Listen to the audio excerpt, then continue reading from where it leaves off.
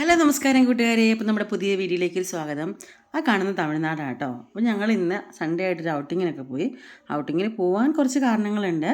അപ്പോൾ അതിൽ ഞാൻ പോയി കണ്ടതിൽ എനിക്ക് ഒത്തിരി സന്തോഷമായി. ഞാൻ ആഗ്രഹിച്ച് കയറിയ ഒരു സ്ഥലമാണ് ആമപ്പാറ. അപ്പോൾ ആമപ്പാറയിലെ ഒരു അഡ്വഞ്ചർ ആയിട്ടുള്ള ഒരു സ്ഥലമാണിത്. അതായത് ചെറിയൊരു നാരോ പാസേജിൽ കൂടെ നമ്മൾ ഇക്കരെ സൈഡിൽ നിന്ന് അപ്പുറത്തേക്ക് പോകണം. അപ്പോൾ ഞാൻ ചേട്ടായെല്ലാം പോയി, കാരണം വണ്ണമുള്ളവർക്ക് പോകാൻ പറ്റില്ല എന്നൊന്നുമില്ല കേട്ടോ. അത്യാവശ്യം വണ്ണമുള്ള ആളാണ് ഞാനും. അപ്പോൾ ഞങ്ങൾ അതിനകത്തുനിന്ന് നല്ല സ്മൂത്തായിട്ട് തന്നെ പോയി കേട്ടോ. നമ്മൾക്ക് വെളിയിൽ നിന്ന് തോന്നും പോകാൻ പറ്റില്ല എന്ന്. അപ്പോൾ അവിടെ പുതിയ ആമയുടെ രൂപങ്ങളൊക്കെ ഉണ്ടാക്കി വെച്ചിട്ടുണ്ടായിരുന്നു. രൂപങ്ങളില്ല, ഒരു രൂപം. അതിനകത്ത് മ്യൂസിയം ഒക്കെ ഉണ്ട്. അതിനകത്തെ കാഴ്ചകളാണ് ഇതൊക്കെ. നല്ല രസമായിട്ടോ. നമ്മുടെ രാമക്കൽമേടിൻ്റെ ഒരു ഔട്ട്സ്റ്റാൻഡിങ് വ്യൂവും അതുപോലെ ഇടുക്കി ഡാമിൻ്റെ ഒരു വ്യൂ ആണ് അതിനകത്തുള്ളത്. എൻട്രി പാസ് 30 രൂപയാണ് അതിലേക്ക്. അത് ഇച്ചിരി റേറ്റ് കൂടി പോയില്ലേ എന്ന് എനിക്ക് തോന്നിയായിരുന്നു. അപ്പം ഞങ്ങൾ പോയി നിന്ന് ആമപ്പാറയിലുണ്ട്. അപ്പോൾ പോയതിൻ്റെ കാരണം ഞാൻ പറഞ്ഞില്ലല്ലോ.